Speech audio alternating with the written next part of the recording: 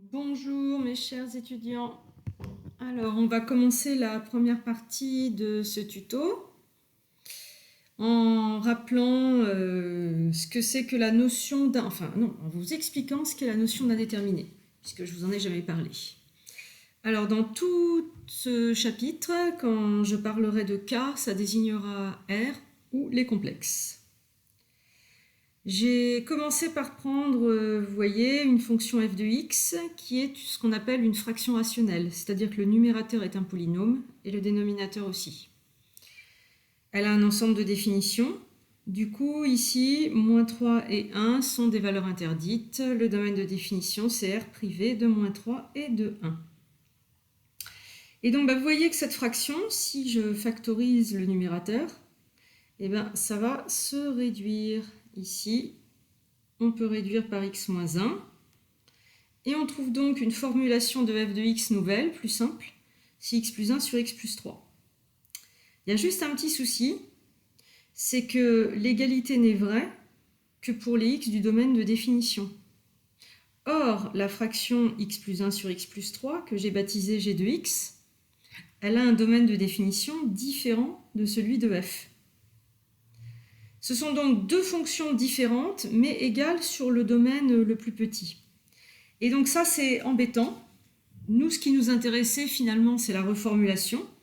Et donc, on a mis au point, nous les matheux, un concept de fraction qu'on appelle formelle, avec des polynômes que l'on va appeler formels.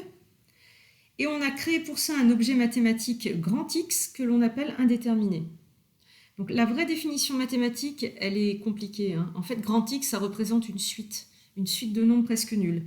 Mais ça ne vous aidera pas si je vous donne ça. Donc je préfère que vous compreniez que c'est un nouvel objet mathématique, que ça s'appelle indéterminé, que là-dessus, on a fait des règles de calcul, des opérations, si bien que quand on travaille avec les indéterminés, pour vous c'est transparent, c'est comme si on faisait des calculs avec un petit x normal, de type réel.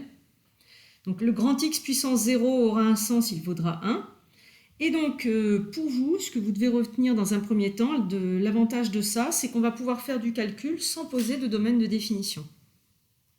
Et donc, dans un contexte formel, avec des indéterminés, j'écrirai f de grand X au lieu de f de petit x, et je réduirai la fraction, et vous voyez, nulle part, je ne pose grand X dans le domaine réel. Grand X est une indéterminée, il a sa propre existence, et ça permet comme ça de faire des reformulations en s'en moquant des domaines.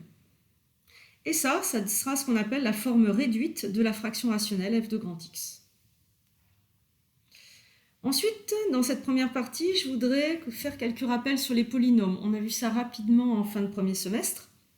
Donc je vous rappelle que K crochet grand X, désormais je travaille avec des indéterminés, ça va être les polynômes formels à coefficient dans K. Les polynômes constants non nuls, ils ont un degré 0. Le polynôme nul, lui, il a un degré qui par convention vaut moins l'infini. Tout ça, il faut le savoir. Un polynôme de K crochet X, on dira qu'il est premier ou irréductible. C'est pareil dans notre contexte. Quand il ne peut pas se factoriser en a de x, b de x, avec a et b qui ont deux contraintes, deux exigences, ça doit être déjà des polynômes de K crochet x, et ils doivent être tous les deux de degré supérieur ou égal à 1. Je vous rappelle que les seuls polynômes irréductibles de C crochet x sont les polynômes de degré 1, et que les polynômes irréductibles de R crochet x, il y en a de deux sortes. Il y a les polynômes de degré 1 et les polynômes de degré 2 qui n'ont pas de racine réelle, c'est-à-dire qui ont leur discriminant strictement négatif. Donc tout ça, il faut l'apprendre, bien connaître ce vocabulaire technique. Autre rappel, quand un polynôme P de K crochet X n'est pas irréductible, n'est pas premier, alors il existe une factorisation unique à l'ordre près de P de X sous cette forme-là. Lambda, qui est de type réel et qui est le coefficient dominant, P1 exposant alpha 1, Pk puissance alpha k, où les Pi sont des polynômes unitaires, ça veut dire que le coefficient dominant vaut 1, irréductibles de K crochet X. Et les alpha i, ce sont des nombres de n étoiles, des entiers non nuls, qu'on appellera l'évaluation des polynômes PI dans la factorisation. Donc cette factorisation, cette reformulation là de P de x, on l'appelle la factorisation primaire du polynôme P. Je vous rappelle également que pour trouver la factorisation primaire d'un polynôme, on peut utiliser les identités remarquables ou ses racines, car dès qu'on a une valeur telle que P de alpha égale à 0, eh bien on sait que x moins alpha va diviser P, et donc si on pose la division euclidienne, on a un début de factorisation de P, puis on fait ça jusqu'à trouver la factorisation primaire du polynôme. Et donc, je vous propose un exercice pour mettre tout ça en place.